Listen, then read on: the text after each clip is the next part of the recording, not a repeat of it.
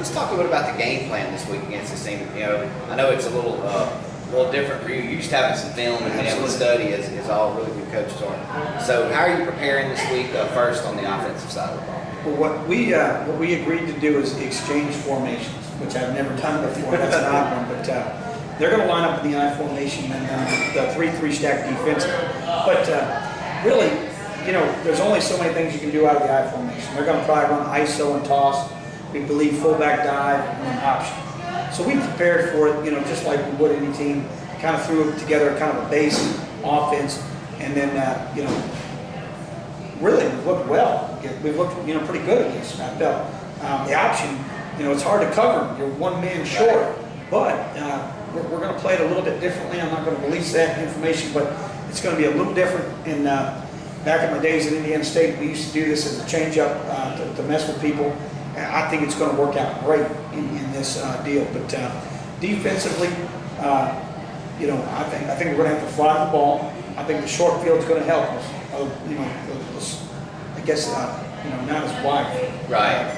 Is going to help us. So I'm thinking good there. But offensively, we've seen the stack in the jamboree. I feel good about it. We blocked it all spring or all 2 days. We know how to block it. Now we just need to go out and execute.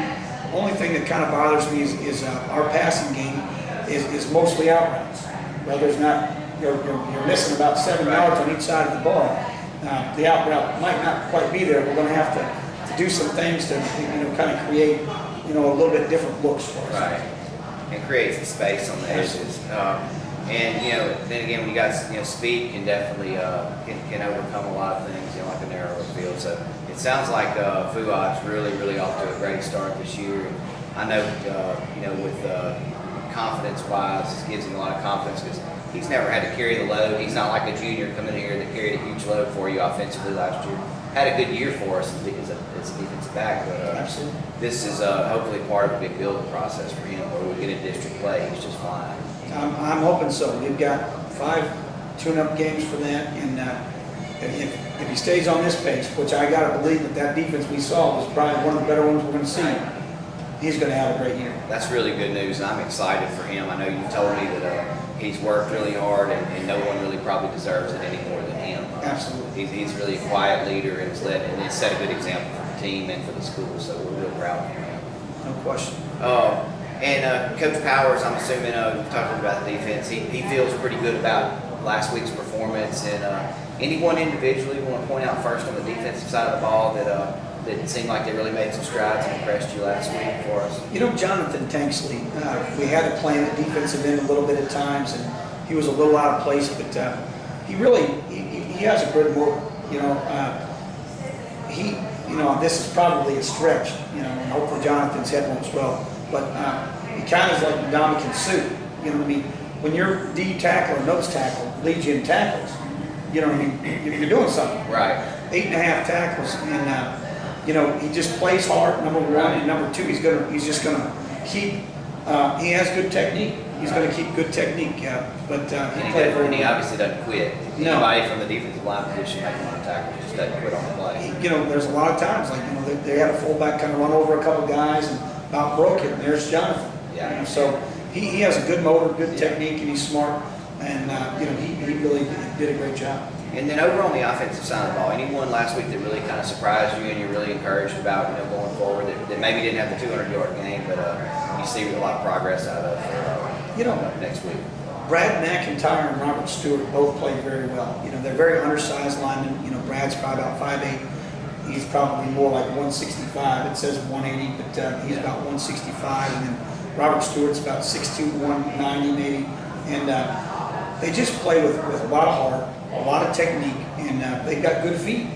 So they can't, you know, they're not going to blow somebody off the ball, but they use their technique to make sure that they can do some good things. And I'll tell you what, they both were very impressive.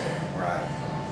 And Coach, let's I guess talk a little bit about maybe now about some of our opponents that we're going to see, you know, going forward this year, and some of the people that we have an eye on just because of district play, or maybe even, you know, looking, I don't want to look too far down the line, but people we may meet up in the state situation, playoff situation. Give us a little kind of cap of our opponents. Well, I'll tell you, it was a big shocker. Tensaw, which was ranked 4th, we were ranked 5th, and Calvary Christian came to Tensaw, which was the #1 team in the state, and Tensaw beat them 44-8. Wow. And in 8-man football, people don't just score 8 points, especially a team like Calvary, right, who scored 92 on them in the first game last year. Oh gosh. That's talk about a huge difference. Yeah. They lost their star quarterback, but Calvary lost their star. Yeah, Calvary lost their star quarterback, but Tensaw is a great looking program, and I tell you what, that's going to be a big matchup for us later in the season. Rebel looked really good over Mount Salus. They're probably the second best team in the district. We played them in Jamboree and looked pretty well against, or did pretty well against them. But Park Place didn't do very well against Calhoun, which Calhoun didn't win a game last year. And Park Place is a new program. And then Franklin did a great job against Central. Central Macon is a team over by Alabama, and they are ranked 3rd. Right. And Franklin beat them, or sorry, Central beat them 20-6. And one of the officials called me, he does equipment, and said Franklin should have won the game.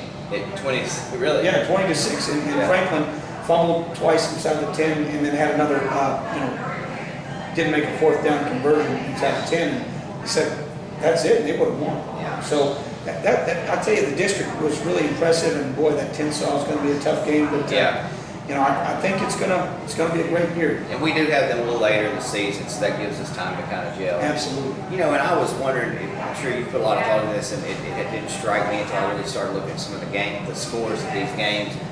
You hear about the style of football, but then when you read it for yourself in the Clarion Ledger and all the places, I know from playing 11-man football and going to seeing many games, if 2 or 3 touchdowns can really break an opponent's back and Sure. be demoralizing, we're bringing a group of kids out of that style that are used to 7-6 games, 14-8 games, things like that.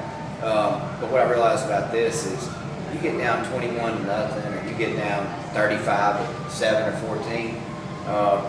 As a coach, you have a big obstacle with this group to really keep them. Hey, this isn't something we can't overcome. I mean, you're never really out of one of these games, especially if you got someone like Fuad that can break it for 60 yards at any time. And I know that's got to be a big challenge for a lot of coaches that are converting to this style of play. And you put some thought into that as a coach. Well, you're right. Kids up, because it's nothing for a team to get out 14 or 21-0. Well, even the other night, we're up 30-8, Right. and honestly, I took the foot off the gas too quick, and I pulled the starters, and they scored a touchdown. They got around to like kicking. I've still got the backups in, and they scored again. Coach Powers is like, you better look at the scoreboard. Thank goodness he told me. Yeah. But we won the game. But I put it in cruise control too early. Yeah. And because the thing that people don't realize is, they're like, play a zone. How do you play a zone when you got 2 guys back? Right. There's no zone to play. You got to lock them up and play them. Yeah. Or you've got to move everybody out of the box to play it. Right. Cover 3 or 4. You just can't do it. So they're locked up in man, and that means you're 1 play away from going 90 yards at any time. Right. So. And I thought a lot about the mental side of this, and it's a completely different approach for a coach, and then for the kids to get them to buy in, because what they are accustomed to is that you're down 3 touchdowns, the shoulder slump, and if it's 3rd quarter, they're like, this is over. But that's not the case in this at all. No, and you know what? I tell you, it's funny. I was talking to the kids today, and I try to feel them out on things, and they're telling me this game is so much harder to play than 11. Right. They just, because everything's a toss sweep. They're going to run the ball up the middle some, but it's going to be a toss sweep. And what happens is they run out of real estate, and so they run them out of bounds, and the clock stops. So the game Goes on and on. It's not just first downs and touchdowns.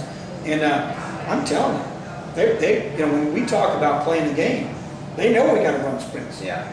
They're telling me, Coach, we better run some more, because I'll tell you what, condition is. they know what it's like in that 3rd quarter, and they're like, man, Right. we still got. Yeah. It's a lot of running.